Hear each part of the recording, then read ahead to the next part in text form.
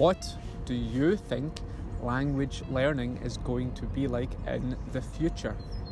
That is what I am talking about today. So watch and listen. We have been thinking about this a lot recently, mainly because we are producing these language learning videos. So we need to think about what language learning is going to be like in 5 years, 10 years, 20 years, even longer. Because we are trying to produce content for language learners like yourself to use. And we need to know or try to imagine what you want to watch and listen to learn English or any other language. Right now, we do believe that language learning is in a transition, which means it is changing. The industry is changing.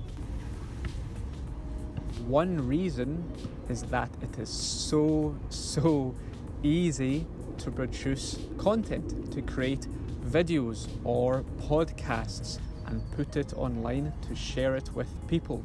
It is very easy now. You can buy a camera or a microphone so you can record very high quality videos and sound and create podcasts and videos and put them online like we are doing. So this means there is a lot of content for learning languages, and that is really good.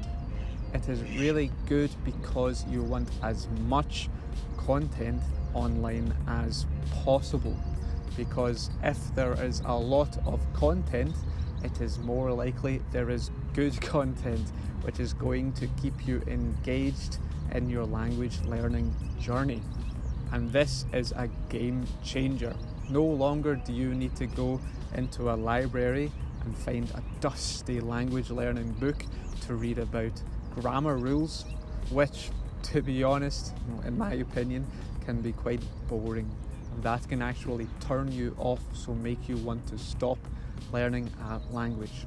You can get bored easily and you stop like that. A lot of it can be boring, but there are some really engaging and interesting videos and podcasts which you can watch to learn your language of choice, whether it be on YouTube, on Instagram, TikTok, Twitter, anything. There is stuff there if you want to find it for a lot of different languages. I found it very easy to find Japanese learning content and even easier to find Spanish learning content. And it is this ease to create stuff that compelled myself and my brothers to create English language learning videos for YouTube and for Instagram and TikTok now. This really is a moment in time where language learning, in my opinion, is changing, and there is so much good stuff online for you to watch and listen to. What makes a lot of this content so good is that it is engaging. People are very engaging, which means you want to watch them. That makes it easier to concentrate for longer on the video, which is better for you because you learn better. So people are very engaging, the way they talk, the way they present themselves, what they talk about. They aren't just describing rules of a language, they're talking about their life, they're talking about things that interest them, movies, music, geography, anything you want, you can typically find online. If there is something you are interested in, there is a high chance you can find this online, spoken slowly, so you can understand it in your language of choice. So for us, it is important to create a wide range of videos about lots of different things that interest us and hopefully interest you. Also now, we have noticed that there is a lot of language learning content videos on Instagram and TikTok, and these videos are only about 10-20 seconds long, but they are so engaging. The people are full of energy and are being funny, and it is quite addictive. And yes, social media can be addictive, and this is typically considered to be bad. However, this can be used in your advantage, because if you are addicted to watching language learning videos, then what's bad about that? You watch a lot of videos in the language you are trying to learn, and in doing so you improve your ability to understand and speak that language. What is bad about that? Nothing. We have noticed this, and we think this is very important.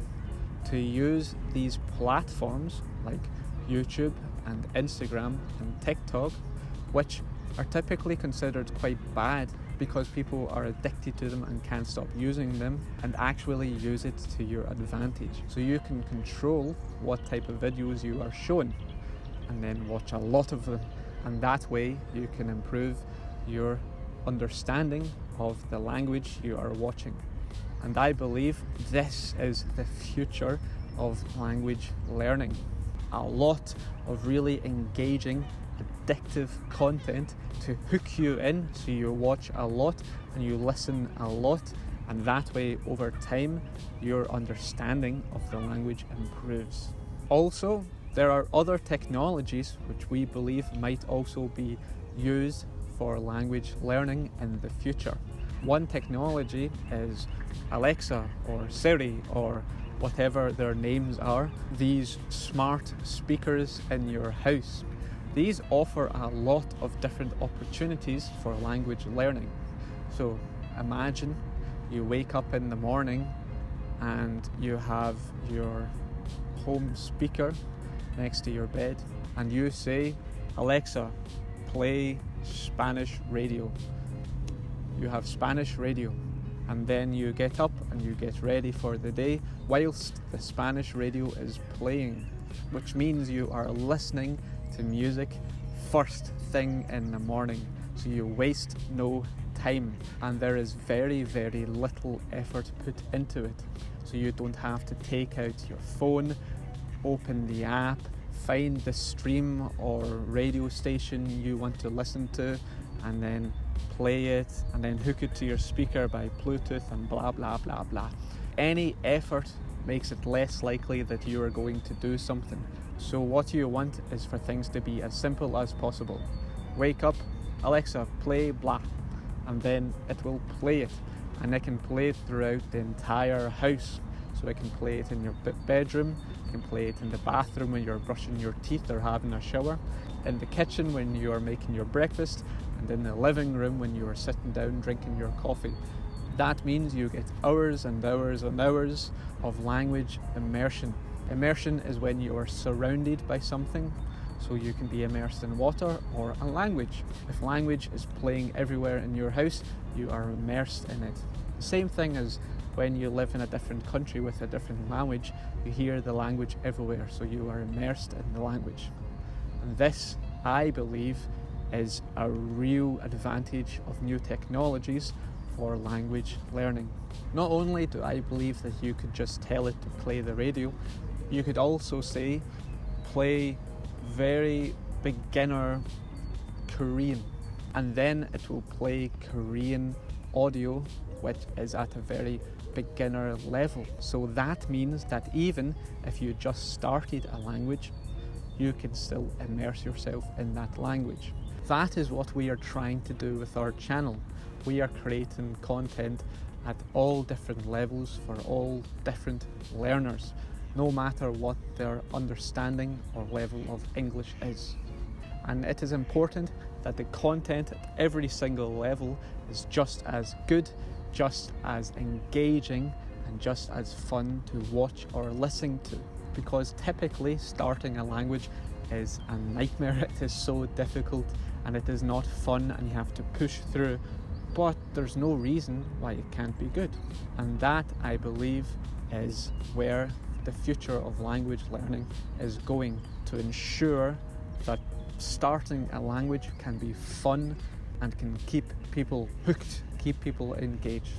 So that is my thoughts on the future of language learning. What do you think? Tell us below in the comments, and like this video and subscribe to our channel. and tell your friends. Thank you so much for watching and for listening. Bye.